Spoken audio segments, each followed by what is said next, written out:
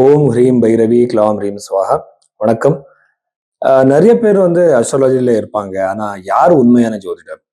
யாருன்னா எப்படி கண்டுபிடிக்கிறதுன்னா, ஃபர்ஸ்ட் வந்து நீங்க ஒரு டேட் ஆஃப் பர்த் அவருக்கு கொடுத்தா அவர் வந்து உங்களோட லக்னம் என்ன அது கண்டுபிடிக்கணும். அது எப்படின்னா உங்க பாஸ்ட் ஈவெண்ட்ஸ் அவர் சொல்லணும். 2 3 பாஸ்ட் ஈவெண்ட்ஸ்க்கு அந்த லக்னம் மேட்ச் ஆகுதா இல்லையா ஃபர்ஸ்ட் அவர் கண்டுபிடிக்கணும். ரெண்டாவது வந்து அவர் பரிகாரம் கொடுக்கும்போது என்னென்னமோ காஸ்ட்லியான பூஜை, ஜெம் ஸ்டோன்ஸு, இந்த நியூமராலஜி, டேரட் கார்டு, அதுக்கப்புறம் வந்து கருங்குலி மலை என்னென்னமோ இருக்கு இல்லையா, அது எல்லாமே புரோத்பர பராசரா ஓரா சாஸ்திரத்துல இல்லை. அங்கே வந்து ரொம்ப சிம்பிளான ரெமெடி. இப்போ கஷ்டத்துல இருக்கிறவருக்கு எப்படி நீங்க ரெமெடி சொல்றீங்க? காஸ்ட்லியான பூஜை எல்லாமே இல்லை. ஜபம், தானம் இந்த மாதிரி தான் இருக்கு. அந்த ரெமெடி சொல்லணும். ஸோ உங்க பாய் சொல்றவரு உங்க ஃபியூச்சர் கூட அவர் சொல்லுவாங்க. இதான் சிம்பிளான லாஜிக். ஸோ நான் எப்படி சொல்றேன்னா, ஒருவேளை உங்ககிட்ட டேட் ஆஃப் பர்த் சரியா இல்லைன்னா கைரேகை நாம பார்க்கணும். கைரேகை எப்படின்னா வெஸ்டர்ன் பாமிஸ்ட்ரி மாதிரி கிடையாது. இங்க வந்து நாடி ஜோதிடம் படி நிறைய விஷயங்கள் இருக்கு. இங்க இருக்கிற ரேகைகள் வச்சு நம்ம நிறைய விஷயங்கள் சொல்லலாம். ஹாரோஸ்கோப் அளவுக்கு இல்லை, ரெண்டுமே கம்பேர் பண்றேன் நான். ஜாதகம், கைரேகை, ஹோராரி ஆஸ்ட்ராலஜி, பிரஷ்ன சாஸ்திரம், அதுக்கப்புறம் வந்து எல்லாமே சிந்தசைஸ் பண்ணி இந்த விம்சோத்திரி தசை மட்டும் இல்லை, யோகினி தசா, ஜெமினி சர தசா, இந்த நிறைய கண்டிஷனல் தசா எல்லாமே அப்ளை பண்ணி தான் நான் ப்ரெடிக்ஷன்ஸ் கொடுக்குறேன். ஸோ இந்த மாதிரி உங்க ஜாதகம் பார்க்கறதுக்காக நீங்க இந்த நம்பருக்கு நீங்க கன்சல்டேஷன் எடுத்துக்கலாம். ரிச்சிக ராசி 2026 மார்ச் 15 அப்புறம் வந்து இந்த ரிச்சிக ராசியில பிறந்தவருக்கு வந்து என்னென்ன பாசிட்டிவ் நெகட்டிவ் இருக்கு நம்ம பார்க்கலாம். ஃபர்ஸ்ட் விஷயம் வந்து நெகட்டிவான விஷயம் பத்தி நம்ம பேசலாம். ஃபர்ஸ்ட் வந்து சதுர்த்த பாவத்தில் இருக்கிற ராகு, புதன், செவ்வாய், அதுக்கப்புறம் வந்து சூரியன், இந்த 2 3 கிரகங்கள் வந்து பாப கிரகங்கள் இருக்கிறதுனால உங்களுக்கு வந்து ப்ராப்பர்ட்டி ரிலேட்டட் டிஸ்பியூட்ஸ் கண்டிப்பா வரலாம்.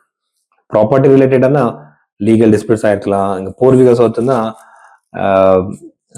அண்ணன் தம்பி நடுவுல, சிப்ளிங்ஸ் நடுவே இந்த மாதிரி பிரச்சனைகள் வரலாம், டிஸ்டர்பன்சஸ் வரலாம், டிஸ்அக்ரிமெண்ட்ஸ் கூட வரலாம். ஜாகிரதையா இருங்க. அதுக்கப்புறம் வந்து ப்ராப்பர்ட்டி வாங்குற யோகம் இருக்கு, ப்ராப்பர்ட்டி டிஸ்பியூட் வர யோகம் இருக்கிறதுனால நீங்க இது பண்ணும்போது டாக்குமெண்டேஷன் பத்தி ரொம்ப ஜாகிரதையா இருங்க. எகெயின் வந்து உங்களுக்கு எங்கேருந்து ஒரு ப்ராப்பர்ட்டி கிடைக்கிற சான்ஸ், அது பூர்வீக சொத்தா இருக்கலாம், நீங்க அங்க இருக்கிற ப்ராப்பர்ட்டியா இருக்கலாம், உங்க கையில இல்ல, உங்க கண்ட்ரோல் இல்லாம இப்போ உங்களுக்கு கிடைக்கலாம், உங்க வந்து சேரலாம், சான்சஸ் அதிகமா இங்க இருக்கு. இந்த 5th ஹவுஸ்ல இருக்கிற செவ்வாய், 5th ஹவுஸ்ல இருக்கிற சனி, ஒரு சுக்கிரன் அங்க இருக்கிறதுனால குழந்தை யோகம் இருக்கு, சந்தான யோகம் இருக்கு, ப்ராப்பர்ட்டி வாங்குற யோகம் இருக்கு, வீடு கட்டுற யோகம் இருக்கு, லேண்ட் எஸ்பெஷலி இது வந்து சனி பகவான்னா, ஒரு சனி பகவான் என்ன ரெப்ரசென்ட் பண்றதுன்னா estates. So agriculture lands, estates நீங்க வாங்குற சான்சஸ் அதிகமா இருக்கு. அப்படி ஏதாவது தாட்ஸ் உங்க தலையில இருந்தா இம்மிடியேட்டா எக்ஸிக்யூட் பண்ணிடுங்க. இது ரொம்ப நல்ல டைம் பீரியட். உங்க ஜாதகத்திலையும் சனி வந்து நல்ல ஒரு பொசிஷன்ல இருந்தா கண்டிப்பா உங்களுக்கு அந்த யோகம் இருக்கு. திருமண யோகம் கண்டிப்பா இருக்கு, ஆனா டிலே ஆயிடும். ஸோ அதனால இங்க ஸ்வயம்பர பார்வதி மந்திரத்தை ரெகுலரா சொல்றது இம்பார்ட்டன்ட். யார் யாருக்கு இன்னும் திருமணம் ஆகலை, டிஸ்டர்பன்ஸ் இருக்கு, ஒரு டிலே ஆயிட்டு இருக்கு, அவர் வந்து ஒரு ஸ்வயம்பர பார்வதி யந்திரம் வாங்குங்க, ரெகுலரா சாண்ட் பண்ணுங்க. உங்களுக்கு முடியலைன்னா நீங்க பைரவி ஹாஸ்டல்ல புக் பண்ணலாம். இங்க வந்து நிறைய பேர் உங்களுக்காக செய்வாங்க அந்த மந்திரஜம். அது பண்ணும்போது கண்டிப்பா உங்களுக்கு திருமணம் நடக்கும். 8th ஹவுஸ்ல இருக்கிற ஜூபிட்டர் வந்து திருமண வாழ்க்கையில ஏதாவது பிரச்சனை இருந்தா அது சரி பண்றதுக்கு சான்சஸ் அதிகமா இருக்கு. இப்போ என்னமோ பிரச்சனை வந்து பிரிஞ்சிருப்பாங்க, தூரத்துல இருப்பாங்க, ஒன்னு சான்சஸ் காம்ப்ரமைஸ் ஆகிற சான்சஸ் இருக்கு. அது இல்லாம ப்ராப்பர்ட்டி ரிலேட்டட் ஏதாவது டிஸ்பியூட்ஸ் இருந்து, ப்ராப்பர்ட்டி ரிலேட்டட் டிஸ்பியூட்ஸ்ல வந்து நீங்க பிரச்சனை இருந்தா, கோர்ட்ல இருந்தா, அந்த மாதிரி விஷயங்கள்ல உங்களுக்கு காம்ப்ரமைஸ் ஆகிற சான்சஸ், செட்டில்மெண்ட் ஆகிற சான்சஸ் அதிகமா இருக்கு.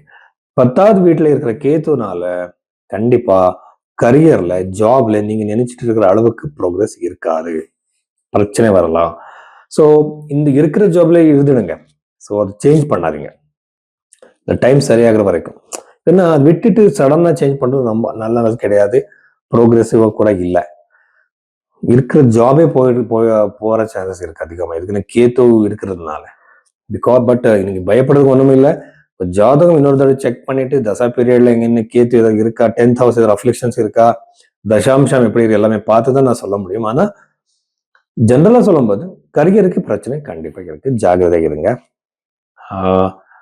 ஹெல்த் இஷ்யூஸ் ஒன்றும் இல்லை, கண்டிப்பாக அது சரியாயிடும். ஆனா சில பேருக்கு வந்து அதிகமான பிளட் ப்ரெஷர் இந்த மாதிரி பிரச்சனைகள் எல்லாம் இருக்கும். ஸ்கின் ரிலேட்டட் இஷ்யூஸ்கள், lungs related, nervous related issues இருக்கும். ஜாகிரதை இருங்க, எல்லாமே மேனேஜ் பண்ணிக்கலாம், பிரச்சனை ஒன்றும் இல்லை. அதுக்கப்புறம் வந்து ரிலேஷன்ஷிப்ல ரொம்ப நல்லா இருக்கு. லவ் பண்றவருக்கு வந்து வீட்டில் அக்செப்டன்ஸ் கிடைக்கிற சான்சஸ் அதிகமாக இருக்கு இந்த டைம் பீரியட்ல. ஸோ யார் யார் நேசிச்சு தூரம் இருக்கீங்களோ அவர் எல்லாருக்குமே ரொம்ப ரொம்ப பாசிட்டிவான ஒரு ஒரு ரிசல்ட் இருக்கு.